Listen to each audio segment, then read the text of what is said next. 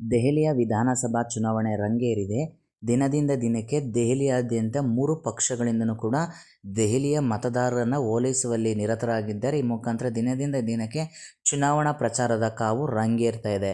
But ಪ್ರಸ್ತುತ ಇರತಕ್ಕಂತಹ ಬೆಳವಣಿಗೆಯ ಪ್ರಕಾರ ಯಾವ ಪಕ್ಷ ಮುನ್ನಡೆಯನ್ನು ಕಾಯ್ದುಕೊಂಡಿದೆ, ಈಗ ನಡೀತಾ ಇರತಕ್ಕಂತಹ ಚುನಾವಣೆಯಲ್ಲಿ ಯಾವ ಪಕ್ಷ ಮುನ್ನಡೆಯನ್ನು ಕಾಯ್ದುಕೊಂಡಿದೆ, ಯಾವ ಪಕ್ಷಕ್ಕೆ ಅನುಕೂಲಕರ ವಾತಾವರಣ ಇದೆ ಅನ್ನುವಂಥದ್ದನ್ನ ನಾವು ಗಮನಿಸ್ತಾ ಹೋಗಬೇಕಾಗುತ್ತೆ ವೀಕ್ಷಕರೇ. ಸೊ ಇದೆಲ್ಲನೂ ಕೂಡ ಮಾಹಿತಿಯನ್ನು ತಿಳಿಸ್ತಾ ಹೋಗ್ತೀನಿ. ಅದಲ್ಲದೆ ದೆಹಲಿ ವಿಧಾನಸಭೆ ಚುನಾವಣೆಗೆ ಸಂಬಂಧಪಟ್ಟಾಗೆ ರೀಸೆಂಟಾಗಿರ್ತಕ್ಕಂತಹ ಪಲೋಡಿ ಸಟ್ಟಾ ಬಜಾರ್ ಒಂದು ಭವಿಷ್ಯವನ್ನು ನಡೆದಿದೆ. ಇದನ್ನು ಕೂಡ ಈ ವಿಡಿಯೋದಲ್ಲಿ ನೋಡ್ತಾ ಹೋಗೋಣ.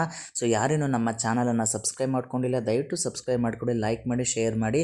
ನಾವು ಕೊಡ್ತಾ ಇರ್ತಕ್ಕಂಥ ಇನ್ಫಾರ್ಮೇಷನ್ ನಿಮಗೆ ಇಷ್ಟ ಆಯಿತು ಅಂತಂದರೆ ಸಬ್ಸ್ಕ್ರೈಬ್ ಮಾಡ್ಕೊಳ್ಳಿ ಅಂತ ಹೇಳ್ತಾ, ಸ್ನೇಹಿತರೆ, ದೆಹಲಿಯ ವಿಧಾನಸಭಾ ಚುನಾವಣೆ ಕಾವು ರಂಗೇರ್ತಾ ಇದೆ. ಈ ಮುಖಾಂತರ 3 ಬಾರಿ ತಮ್ಮದೇ ಆಗಿರ್ತಕ್ಕಂಥ ಸರ್ಕಾರವನ್ನು ಹೊಂದಿದ್ದಂತಹ AAP ಪಕ್ಷ, ಅರವಿಂದ್ ಕೇಜ್ರಿವಾಲ್ ಅವರ ಪಕ್ಷ ಈ ಬಾರಿಯೂ ಕೂಡ ಮತ್ತೊಮ್ಮೆ ಅಧಿಕಾರದ ಗದ್ದುಗೆಯನ್ನು ಹೇರುತ್ತಾ, ಅಥವಾ 27 ವರ್ಷಗಳ ನಂತರ BJP ಮತ್ತೊಮ್ಮೆ ರಾಷ್ಟ್ರ ರಾಜಧಾನಿಯನ್ನು ತನ್ನ ಕೈವಶ ಮಾಡಿಕೊಳ್ಳುತ್ತಾ, ಅಥವಾ ಕಾಂಗ್ರೆಸ್ ಏನಾದರೂ ಕಳಪೆಯ ಪ್ರದರ್ಶನದಿಂದ ಏನಾದರೂ ಕೆಲವು ಅಂಕಿ ಅಂಶಗಳನ್ನು ಅದು ಕೂಡ ಪಡ್ಕೊಳ್ಳುತ್ತಾ ಅನ್ನುವಂತಹ ಒಂದು ಕುತೂಹಲ ಜಾಸ್ತಿಯಾಗಿದೆ.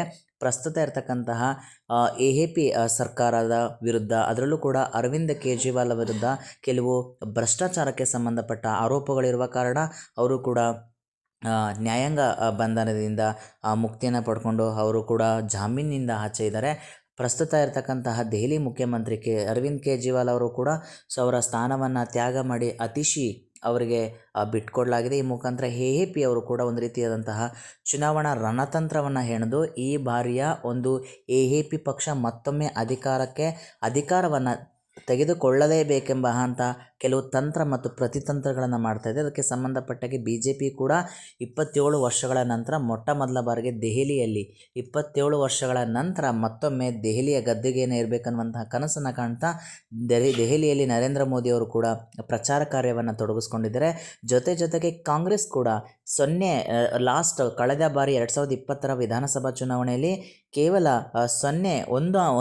ಒಂದು ಕ್ಷೇತ್ರಗಳನ್ನು ಕೂಡ ಗೆಲ್ಲಲಿಕ್ಕೆ ಆಗದೇ ಇರತಕ್ಕಂತಹ ಕಾಂಗ್ರೆಸ್ ಈ ಬಾರಿ ಏನಾದರೂ ಕೆಲವು ಉನ್ನತವಾದ ಪ್ರದರ್ಶನವನ್ನೇನಾದರೂ ಕೊಡುತ್ತಾ ಅನ್ನುವಂಥದ್ದನ್ನ ಕಾದು ನೋಡಬೇಕಾಗುತ್ತೆ.